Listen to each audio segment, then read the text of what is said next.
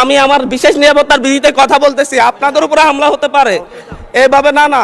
মাননীয় স্পিকার, আপনারা জানেন আমি যে অঞ্চলে জন্ম নিয়েছি সেই অঞ্চলে একটি দ্বীপাঞ্চল এবং যেখান থেকে ইলেকশন করেছি সেই জায়গায় ভূমিদস্যু জলদস্যুদের উৎপাত অনেক বেশি। এটা ধারাবাহিকভাবে গত পরশু আমি হাতিয়া থেকে আসার সময়ও প্রশাসনিকভাবে এবং বিভিন্ন মারফতে জানতে পেরেছি। আমি যে ফেরিতে করে আসতেছিলাম আমার উপর আক্রমণের জন্য ডাকাত দল প্রস্তুতি নিয়েছিল, তারপরে প্রশাসনের সহযোগিতা আমি সেখান থেকে এসেছি। এর আগেও আমি 2 বার আক্রমণের শিকার হয়েছি, নির্বাচনের সময় 3 বার আক্রমণের শিকার হয়েছি।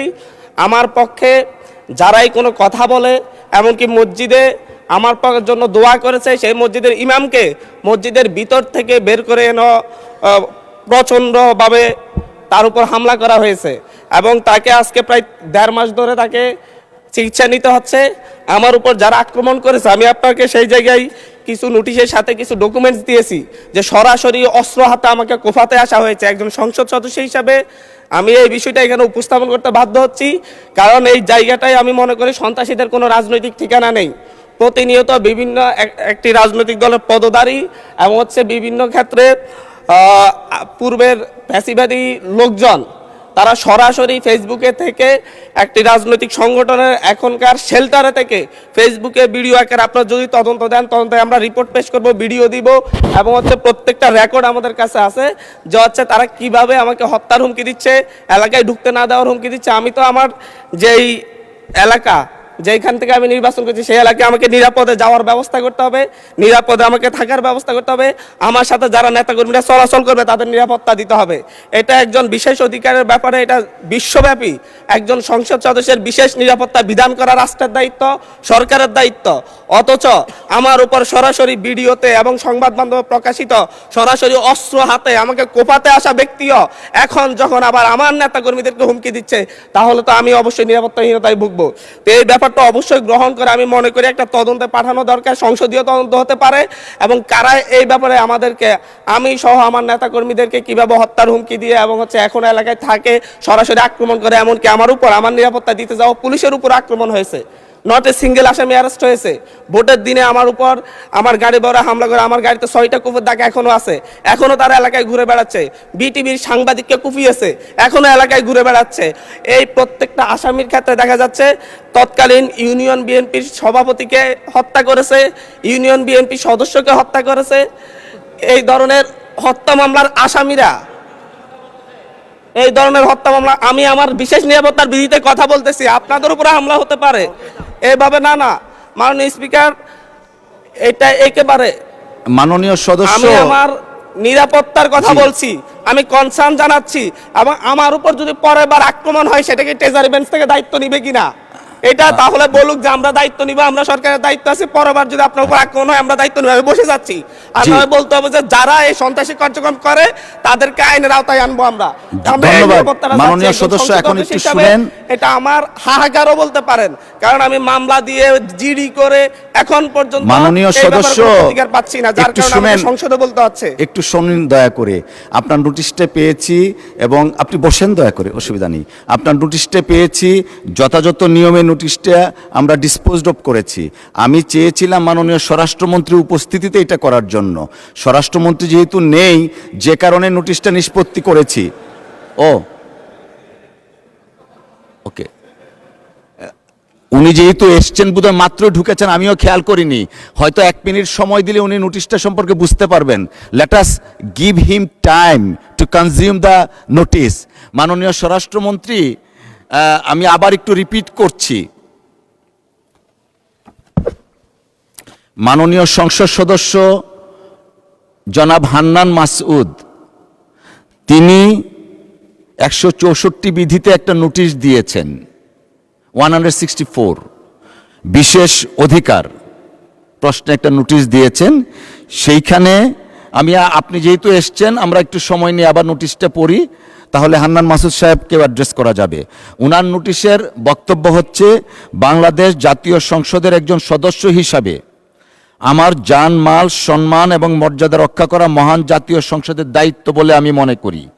এটি আমার বিশেষ অধিকার ও বটে।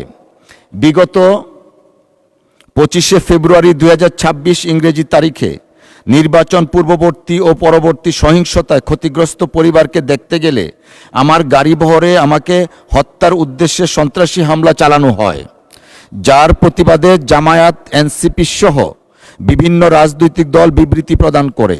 এছাড়াও 29শে মার্চ 2026 তারিখে মহান সংসদে বক্তব্যের প্রেক্ষিতে আমার বিরুদ্ধে অত্যন্ত অশালীন, মানহানিকর, নিন্দনীয় গর্হিত স্লোগান ও বক্তব্য দেয়া হয়, যা আমার বাক স্বাধীনতা হরণের শামিল বলে আমি মনে করি। অনলাইনে বারবার আমাকে হত্যার হুমকি দেয়া হচ্ছে। এটা হলো ওনার নোটিশ। আমাদের বক্তব্যটা এমন, মাননীয় সদস্যের উত্থাপিত বিষয়টি অত্যন্ত দুঃখজনক। কোনো সংসদ সদস্যের উপর বা যে কোনো ব্যক্তির উপর এরূপ হামলা অনাকাঙ্ক্ষিত, তবে বিষয়টি সাম্প্রতিক কোনো নির্দিষ্ট বিষয়ের মধ্যে সীমাবদ্ধ নয়। এছাড়াও মাননীয় সদস্যের বিরুদ্ধে কে বা কারা এই ধরনের বক্তব্য দিয়েছেন তা নোটিশে স্পষ্ট নয়। তবুও আমি মাননীয় সদস্যের উত্থাপিত অভিযোগের বিষয়ে অত্যন্ত সহানুভূতিশীল, কিন্তু কার্যপ্রণালী বিধি 165 উপবিধি 2 এবং 165 উপবিধি 4 অনুযায়ী বিধিগত সীমাবদ্ধতার কারণে নোটিশটি গ্রহণ করতে পারছি না বলে আন্তরিকভাবে দুঃখিত। তবে আমি মাননীয় সদস্য জনাব আব্দুল হান্নান মাসুদের নোটিশে উত্থাপিত বিষয়ে কার্যকর আইনানুগ ব্যবস্থা গ্রহণের জন্য মাননীয় স্বরাষ্ট্রমন্ত্রীকে অনুরোধ জানাচ্ছি। ধন্যবাদ। মাননীয় স্বরাষ্ট্রমন্ত্রী, মাইকটা দিবেন প্লিজ। মাননীয় স্পিকার, আপনাকে ধন্যবাদ। মাননীয় সদস্য যথাযথভাবেই বিধি মোতাবেক তার নোটিশটি প্রদান করেছেন বলে আমার বিশ্বাস, এবং বিধি মোতাবেক আপনি সেটা নিষ্পত্তি করেছেন, আপনার সিদ্ধান্ত জানিয়েছেন।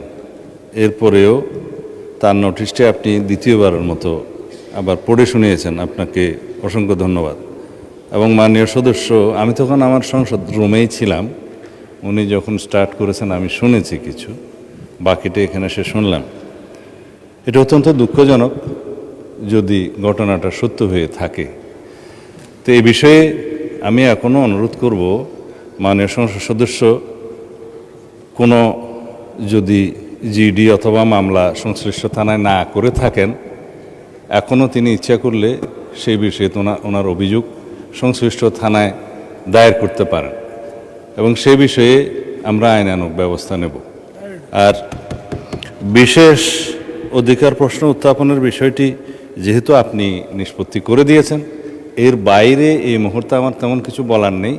তবে আমি আশ্বস্ত করতে চাই, শুধু মাননীয় সংসদ সদস্য যিনি উত্থাপন করেছেন তার বিষয়ে নয়, যে কোনো মাননীয় সংসদ সদস্য এই হাউজের যদি সেই রকম কোনো পরিস্থিতির শিকার হন, তাহলে যেন বিষয়টি স্বরাষ্ট্র মন্ত্রণালয়ের নজরে তাৎক্ষণিকভাবে আনেন, অথবা নিকটস্থ থানায় সেই বিষয়ে অভিযোগ দাখিল করেন।